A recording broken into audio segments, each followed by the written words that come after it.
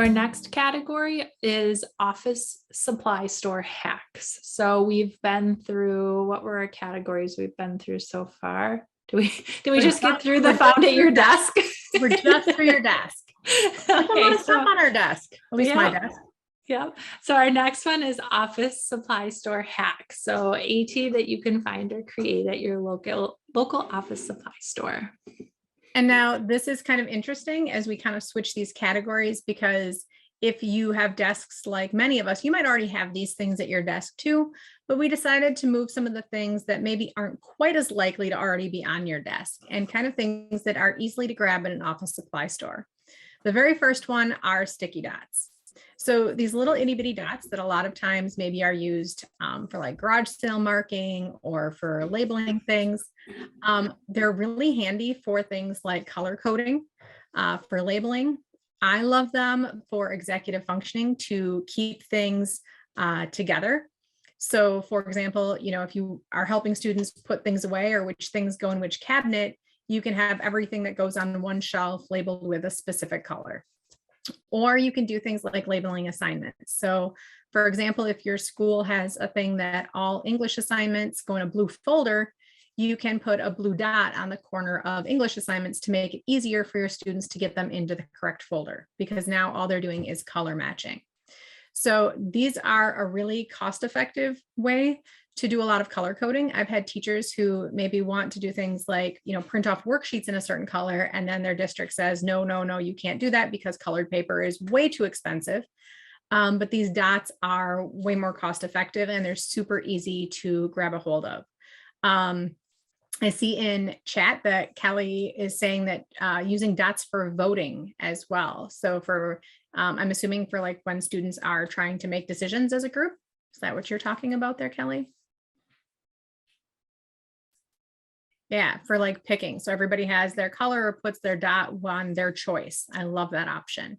So sticky dots can be used for tons of different things, and they're super easy to grab at your local store. Folders are super fun.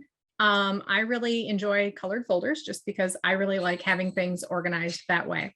But one of the neat things that I had found a few years ago, and I just always love bringing up when we're talking about low and kind of low and no cost hacks, I guess, for assistive technology. For your students who maybe don't like having the idea of the big binder, it's kind of the concept of binding a bunch of folders together. So you can actually find this exact folder at Staples. And as you can tell, it's got 4 different colors with pockets, and it's kind of bound in the back together. So you basically have 4 folders together. And if you go and buy this at Staples, it's just under $8 for one of these, which isn't super cost effective. But if you look really closely at this, you'll notice that the back of that is just one of those plastic binding cones. So if your school has plastic binding cones, which most do somewhere, all you need to do is buy a bunch of these folders at the beginning of the year when they're 5 or 10 cents. And all these are turned inside out. So the folder is turned backwards so that the pockets are on the outside, and then they're bound together. So you can actually create kind of this multi-folder folder for about 50 cents to $1, and you can customize it for whatever colors your students need, designs, things like that. Jennifer is demoing how to make it backwards right there. And it's just a matter, again, of using these binding combs that a lot of people just kind of have laying in piles. Yeah, we have like those comb bindings. Like I can't believe how many of them I can't fathom what we're going to do with all these comb bindings in the building I work in. I don't know. It's crazy. Exactly. And it's fun to find kind of uses for those things that have been sitting in drawers or on shelves, and they're pretty easily found. And when you can use those to make this for like 50 cents, and it's like an $8 folder and you can customize it, that's kind of exciting to me. Yeah, like this was probably one of my favorite slides in the whole presentation, because I never thought to do this. And I just went out and I bought like one of those sort of accordion type folders to organize myself for a whole bunch of speech generating device evaluations that I'm doing right now. But I totally would have had everything I needed in our closet at work, our supply closet, to be able to just have done this really easily. And it would have been just as effective. So I just love that you can customize it and pick whichever colors you want. This is actually the original one. So if you're looking for the original, it's an Oxford 8-pocket folder. But again, it's $8 and you're stuck with the colors. The one thing that they did do that I didn't mention, because the outside, you don't want the pocket on the very front. So what's purple in that picture, they cut that folder in half. So there's no pocket here. So they just put half of it in the front and half of it in the back.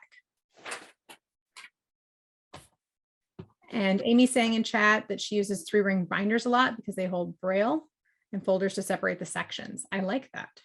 I love being able to put folders in places. We don't often think about that. So there you go, Amy. Next slide, binders. Speaking of which, look at that timing. So binders are obviously great. Yep, we can use them to organize. Cassie, what did you mean by memory?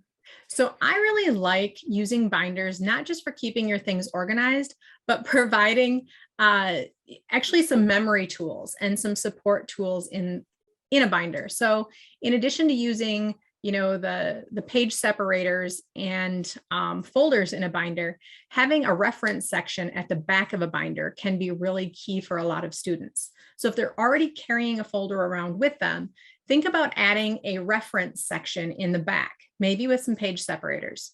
So we've had students that have really benefited from having the directions for a locker combination in the back, or having a list of their teachers, or a spelling chart, or number lines. So for example, I've had students that need number lines, but they always lose them, or they are embarrassed and don't want to ask for them.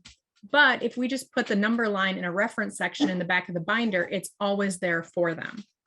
So everything from study guides to spelling supports, all of those things to help support memory can go right in the back of the binder in sort of a reference section. What that makes me think about, Cassie, is like, I know we've gotten away from paper planners as we've moved to electronic planners, but if you remember, like the paper planners always had like either at the beginning of the planner or the end of the planner, they had like some of those different sections on just with random tools that you might use. And I actually have a paper planner, but it's not in the room with me it's right now. So I think I left my bag out in the car.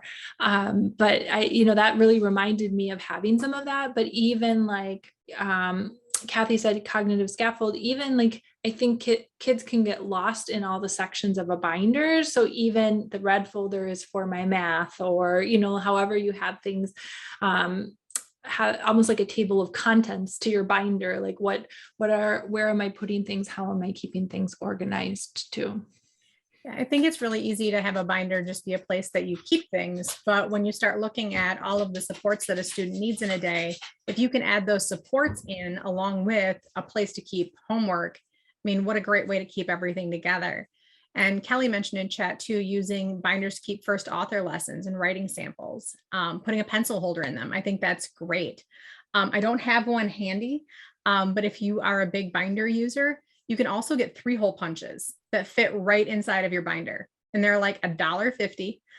But one of the number one reasons that we'll run into that students won't put things in a binder is because they're not hole punched, right? And so then they just kind of get shoved in there somewhere.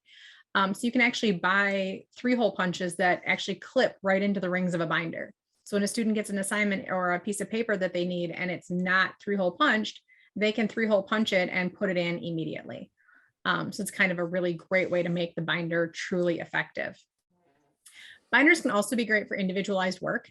So for example, if you have a student that's in a classroom where the work isn't maybe at their reading level, or isn't work that they're going to be able to successfully complete, instead of them leaving the class to work on things, you can actually kind of set a binder up in advance with work or tasks that student can do right in the binder.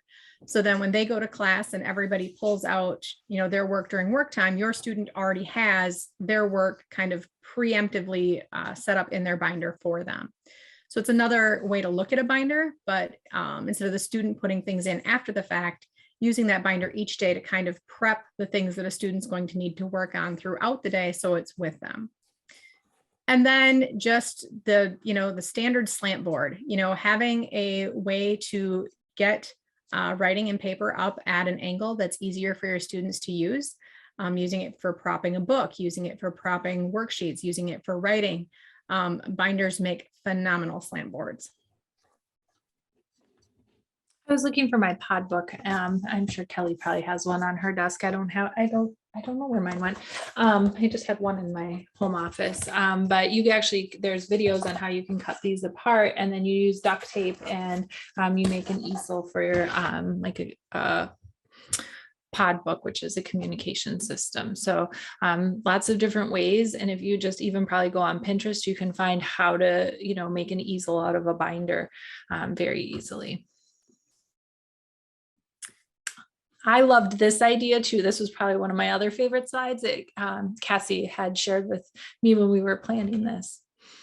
So we actually have been talking recently about different types of adaptive scissors, different ways that students can cut things in class.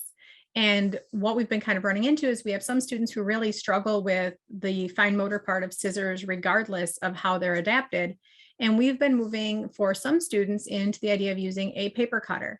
So not the big kind that goes up and down like the guillotine that's going to cut your finger off, but instead the kind that a lot of crafters use, where you can put a single sheet or a couple sheets of paper underneath, and then it just slides. And what's great about this is it's more stable than scissors. It's safe because the blade is underneath. There's really not enough room to get a finger or anything up underneath that.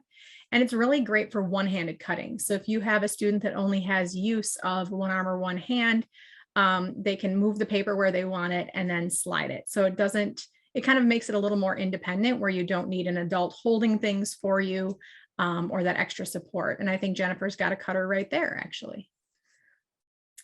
And I don't know how much yours was. I've seen these for anywhere from $8 or $9 up to $70 if you're getting a fancy crafting one.